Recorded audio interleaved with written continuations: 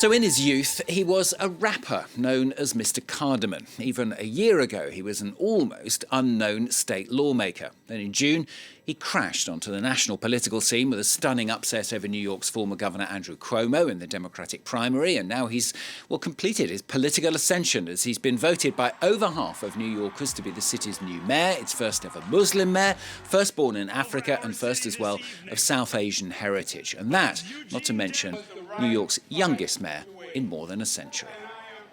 I can see the dawn of a better day for humanity. For as long as we can remember, the working people of New York have been told by the wealthy and the well-connected that power does not belong in their hands. Tonight, against all odds, we have grasped it. Yeah, big victory there for Zohran Mamdani. But what does it tell us? Well, let's ask our international affairs editor, Ketavan Gordestani, also a former Washington correspondent as well, what it means, Ketavan. Well, first of all, this was a big victory for Zohran Mamdani. It was pretty clear towards the end of the campaign that he was going to win, even though he started off as this unknown state assemblyman. But he won more than 50% of the vote, and that was important for him to have a mandate to do all of the things that he promised during his campaign, delivering on the rent freeze, on the free buses, the city-run groceries, all of that. Now comes the hard part, is actually delivering and working with local officials and state officials to actually make that happen. But what he showed was that, A, he could motivate a Democratic base that was still stunned from the 2024 election. You saw more than 2 million New Yorkers cast their ballot. That's a record in more than 50 years in New York City. So that shows that if you have someone who inspires people, they will turn out and vote, especially younger people, because he is 34 years old. He also showed what good communication skills can do for Democrats, because we've seen Donald Trump use social media, use communication as a powerful tool. And now you have someone like Mamdani, who is an ace at using social media and really built his campaign on the use of social media.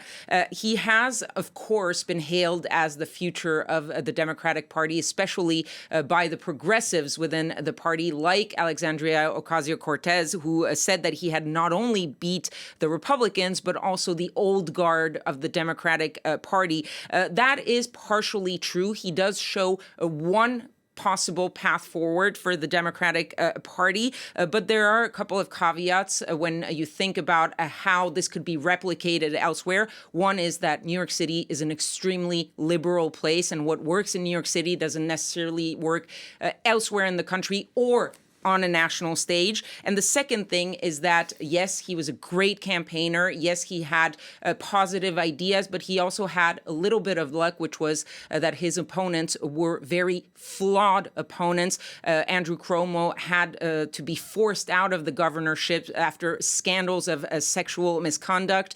The incumbent mayor, Eric Adams, he had all these allegations of corruption. Mamdani, was not faced with a centrist, moderate, normal Democrat. And so we don't know how he would have fared against someone like this. But he is clearly something to celebrate for the Democratic Party as a whole. You talked about the Democratic path forward, Ketavan, there. I mean, another possible blueprint going forward comes from the governor races, Virginia and New Jersey, both of those won by Democrats as well. Yes, and Democrats who are pretty much the polar opposites of Zohran Mamdani, but similar to each other. I'm talking about Abigail Spanberger and Mikey Sherrill. Spanberger in Virginia, Sherrill in New Jersey. Both of them are white women, middle-aged white women who have national security backgrounds. One was a CIA officer. The other one was a Navy helicopter pilot. Both were elected to the House of Representatives at the same time in 2018. That was the first midterm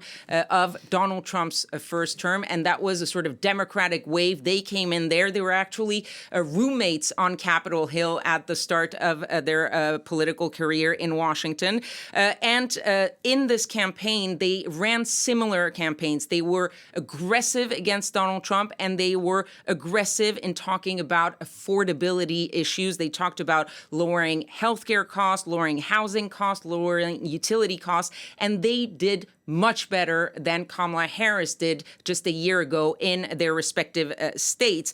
Now, though you can think that Mamdani, Spamberger, and Shero are very different, they present two different extremes, if you will, of the political party of the Democrats, but they focused on a similar problem, affordability. They had different solutions, of course, but they really focused on affordability, and that could be the message or the element that Democrats could pick out of these results looking forward to the midterms, which is they need to focus on economic issues, on affordability, even though they have various ideas when it comes to policies.